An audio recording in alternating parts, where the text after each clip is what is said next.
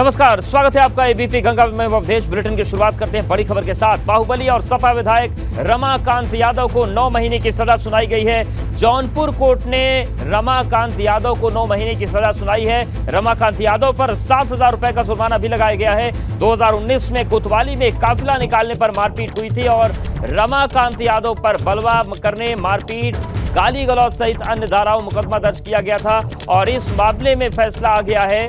Court ने 9 महीने की सजा सुनाई है, साथ ही उन पर 7,000 रुपए का जुर्माना भी लगाया गया है।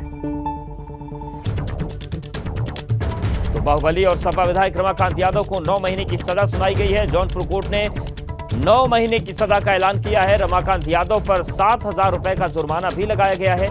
2019 में कोतवाली में काफिला निकालने पर मारपीट हुई थी। रमाकांत यादव पर बलवा, मारपीट, गाली गलौज सहित अन्य धाराओं में मुकदमा दर्ज किया गया था।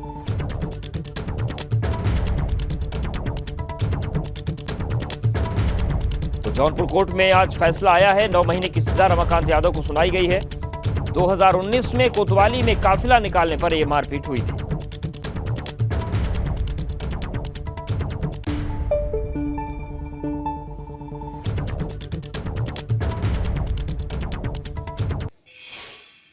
किसी ने उन डंडे से वार कर दिया था, वो गिर गए थे, उन्हें चोटें आई थी। उसी संबंध में उन्होंने FIR कोतवाली में दर्ज कराया था। कुल 9 महीने की सजा और 7,000 रुपये जुर्माना करके दंडित किया है। तो देखिए, आपको पूरा मामला बता देते हैं। 2019 का पूरा मामला है। बलवा, मारपीट के आरोप लगे थे और इसी मामले में आज फैसला आया है। 2019 के मामले में दोषी ठहराए गए थे रमाकांत यादव और कोर्ट ने उन्हें 9 महीने की कारावास और 7,000 की जुर्माना लगाया। आजमगढ़ के फूलपुर पवई से सपा विधायक है रमाकांत और उन्हें 9 महीने की सजा सुनाई गई है। जौनपुर कोर्ट ने रमाकांत यादव को सजा सुना दी है।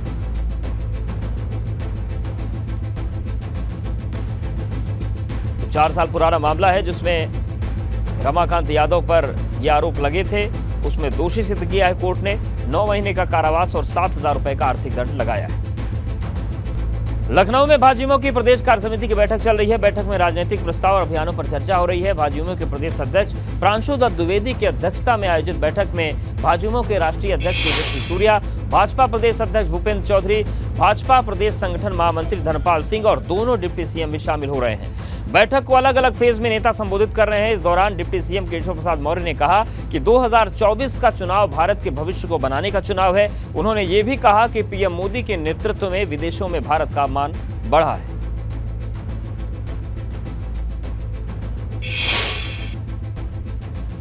2024 का चुनाव करो या मरो, इस लक्ष्य के साथ हमारी ताकत, हमारा समर्थन, हमारे संगठन की ताकत है। हमारे साथ देश की और प्रदेश की जनता का भारी समर्थन है। हमें केवल क्या करना है, जो समर्थन है उसे वोट के रूप में बूथ तक लाने और कमर को खिलाने के लिए उनको प्रेरित करने का काम करना है। मुझे पूरा विश्वास है 2024 के लोकसभा चुनाव जीतने के बाद देश का और देश के युवाओं का भविष्य उज्जवल होगा, क्योंकि माननीय नरेंद्र मोदी जी के नेतृत्व में जब पूरी दुनिया उनके पीछे खड़ी हो जाती है तो सबकी छाती 56 इंच की हो जाती है। सबकी छाती 56 इंच की हो जाती है। जब अमेरिका का राष्ट्रपति, आपको याद होगा, कभी माननीय नरेंद्र मोदी जी को अमेरिका जाने का वीजा नहीं दिया जा रहा था, याद है कि नहीं याद है? और आज उसी अमेरिका का राष्ट्रपति मोदी जी की लोकप्रियता का बखान करते हुए उनके ऑटोग्राफ लेने की बात कर रहा है। हाथ में तिरंगा लेकर के भारत का एक एक नागरिक सुरक्षित निकलना है तो रूस की सेनाएं भी गोली चलाना बंद कर दे और यूक्रेन की सेना भी गोली चलाना बंद कर दे। ये दम अगर किसी के अंदर है तो 56 इंच के सीने वाले भारत के प्रधानमंत्री जी के अंदर। तो भारत की सेना भी सर्जिकल स्ट्राइक और एयर स्ट्राइक करके पाकिस्तान के अंदर स्थापित आतंकवादियों को पैदा करने वाली फैक्ट्री को तहस नहस कर सकता है। यह भारत आज निर्माण हो चुका है। भारतीय जनता युवा मोर्चा की बैठक को प्रदेश अध्यक्ष भूपेंद्र चौधरी ने भी संबोधित किया। उन्होंने युवा कार्यकर्ताओं को जीत का मंत्र दिया। उन्होंने दावा किया कि 2024 में एक बार फिर भाजपा की ही जीत हो। हम कहते थे हमारी सरकार आएगी तो कश्मीर से धारा 370, सबसे पहला देश के गृह मंत्री जी ने संसद में प्रस्ताव पारित करके कश्मीर से धारा 370 हटाने का काम किया। और ये हमारा कमिटमेंट है जी, कोई धार्मिक आधार पर विभाजन नहीं होने देंगे। हमारा संकल्प है, हम शुरू से इस बात को कहते हैं। और आपने देखा किस प्रकार से कांग्रेस के समय में भाई भतीजावाद, भ्रष्टाचार, बेईमानी, अराजकता, किस प्रकार की परिस्थितियों में देश को लोगों ने धकेल दिया। रोज नए स्कैम होते थे। जो लोग आज संसद के उद्घाटन पर प्रश्न चिन्ह खड़े कर रहे हैं, संसद में कई ऐसे प्रोजेक्ट थे जो सोनिया गांधी बगैर किसी संवैधानिक पद पर होते हुए भी उन्होंने उनके शिलान्यास किए, उनके लोकार्पण किए। यही कांग्रेस के लोग जो प्रश्न करते, हम लोगों ने आम जनता के हितों के लिए, देश के हित के लिए हमारी सरकार काम करती है, चाहे केंद्र की सरकार हो चाहे राज्य की सरकार। और भाइयों बहनों, यही विषय देश के प्रधानमंत्री जी के नेतृत्व में 9 वर्ष सरकार पूरे होने के बाद एक पार्टी ने व्यापक रूप से घर घर संपर्क के लिए एक महाजन संपर्क की योजना बनाई। 30 मई से शुरू होकर 30 जून तक वो होना, एक विकास के, डेवलपमेंट के जुड़े विषयों पर सरकार ने काम किया। नक्सलवाद, आतंकवाद, जम्मू कश्मीर तथा उत्तर प्रदेश के राज्यों में अलगाववाद के लिए प्रभावी कदम उठाए। राष्ट्रीय एकता और अखंडता और सुदृढ़ कर सुशासन को, सुरक्षा को केंद्र में रखकर देश को समृद्धशाली राष्ट्र बनाने का काम किया। यूपी सरकार में परिवहन मंत्री दयाशंकर सिंह ने दावा किया है कि भाजपा यूपी की सभी 80 लोकसभा सीटों पर जीत दर्ज करेगी। इस दौरान उन्होंने समाजवादी पार्टी पर भी जोरदार हमला बोला है। यूपी के परिवहन मंत्री दयाशंकर सिंह ने युवा मंथन पर बड़ा बयान दिया। उन्होंने कहा कि किसी भी चुनाव में नौजवानों की भूमिका अहम होती है।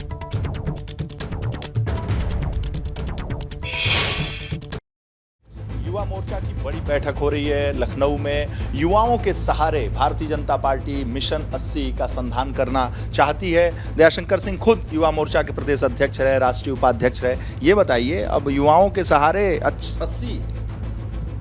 देखिए, किसी भी चुनाव में नौजवानों की भूमिका सबसे महत्वपूर्ण होती है।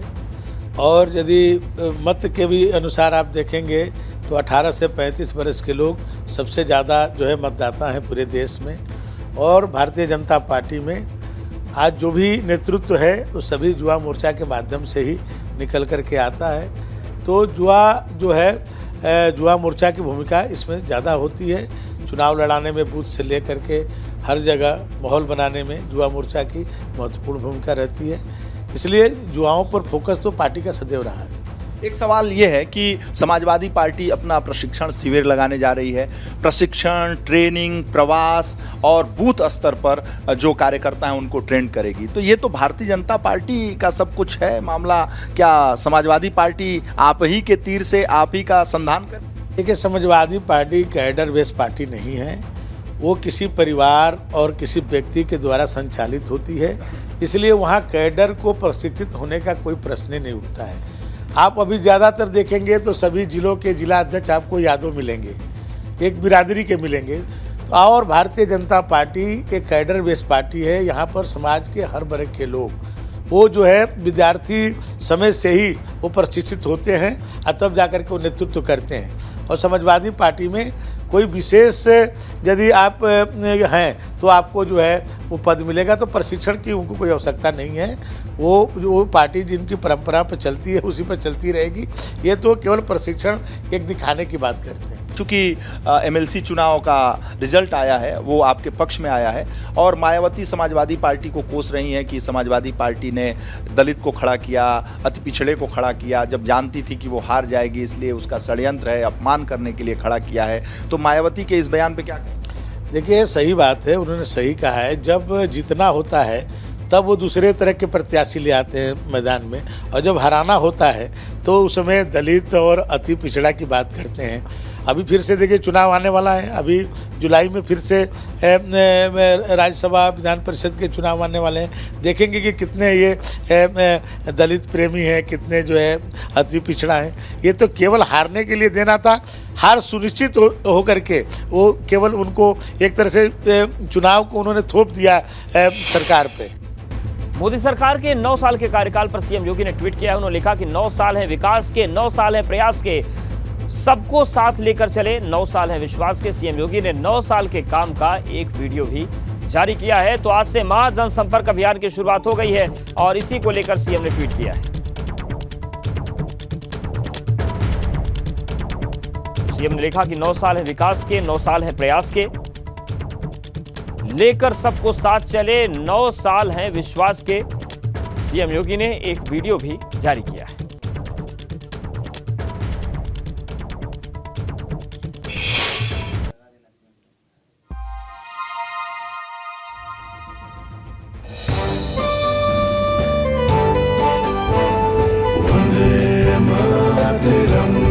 हो 9 साल है विकास के, 9 साल है प्रयास के, लेकर सबको साथ चले, 9 साल है विश्वास के।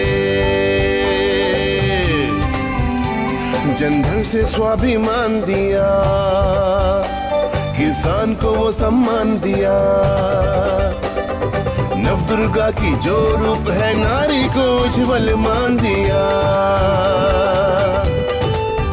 ओ रहने को आवास दिया, जीवन जल के पास किया, खेती पर न असर पड़े बीमा की सुरक्षा प्रदान किया, लोकल का अभिमान दिया, स्टार्टअप का नेटवर्क तान दिया, इलाज का न बोझ पड़े हाथों में आयुष्मान दिया, जो ठान लिया वो ठान लिया, दुनिया ने हमको जान लिया, हथेली पर अपनी जान लिए वैक्सीन का रामबाण दिया।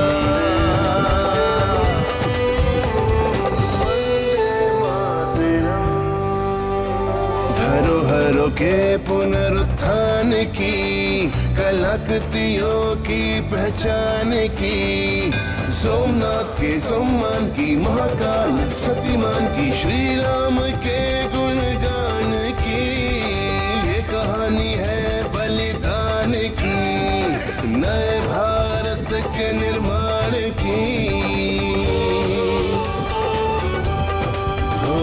9 साल है विकास के, 9 साल है प्रयास के, लेकर सबको साथ चले, 9 साल है विश्वास के।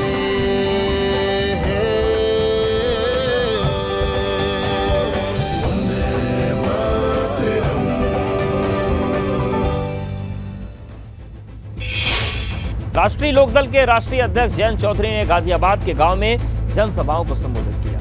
एबीपी गंगा संवाददाता शक्ति सिंह से खास बातचीत में जयंत चौधरी ने अपनी रणनीति का खुलासा किया।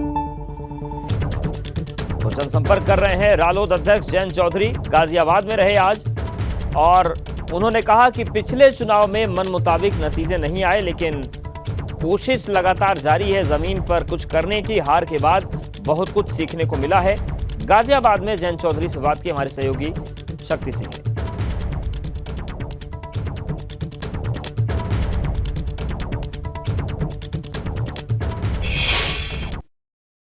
जैन जी 2024 के लिए आप निकल गए हैं, तो किस तरह का रिस्पांस मिल रहा है? अगर बात करें लोगों की, वो तो देखने को मिल रहा है काफ़ी अच्छा मिल रहा है। देखिए, हमारे लोग बहुत अच्छे हैं, और चाहे सरकार में हम रहे हों या विपक्ष में रहे हों, हमारे कार्यकर्ताओं ने बहुत मेहनत भी की है।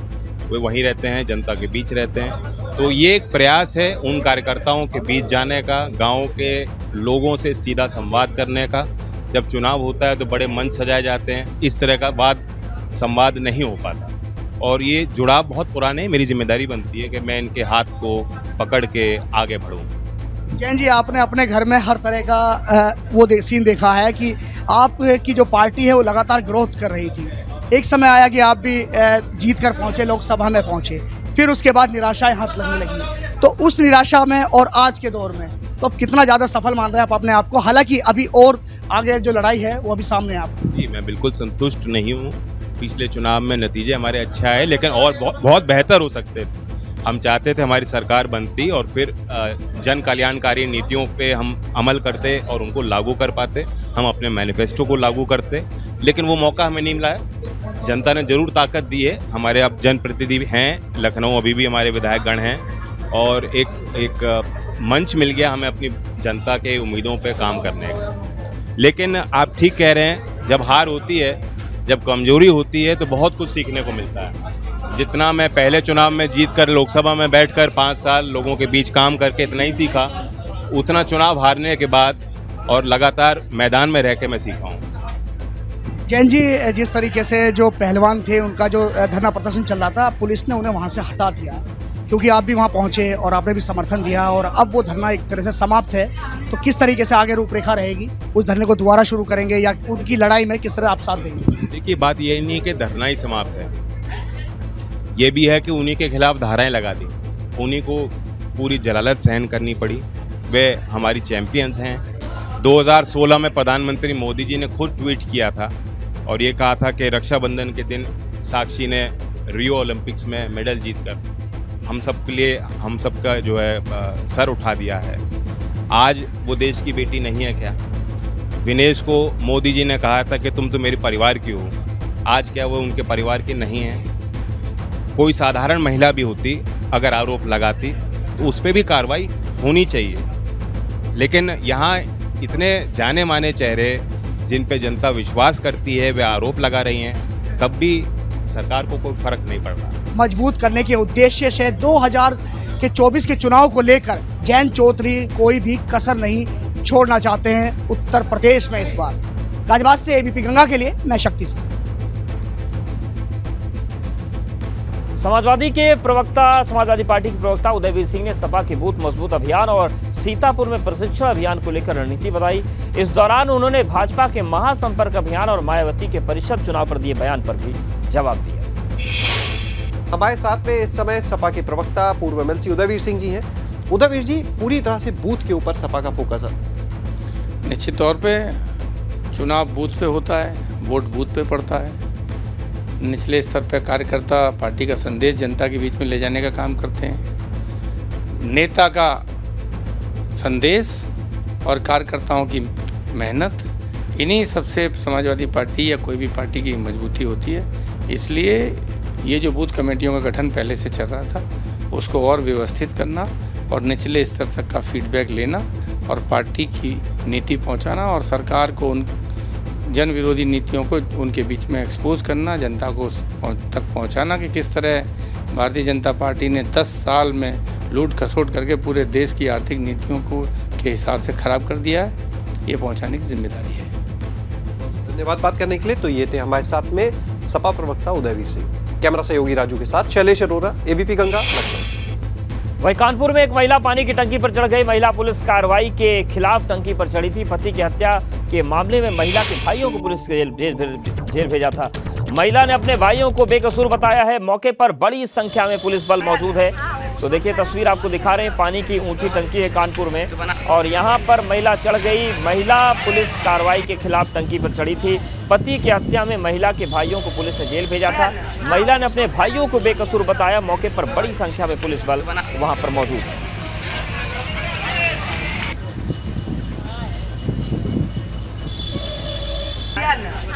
तो देखिए तस्वीर आपको दिखा रहे हैं, कानपुर की ये तस्वीर है। हालांकि महिला को उतारने की कोशिश लगातार चल रही है।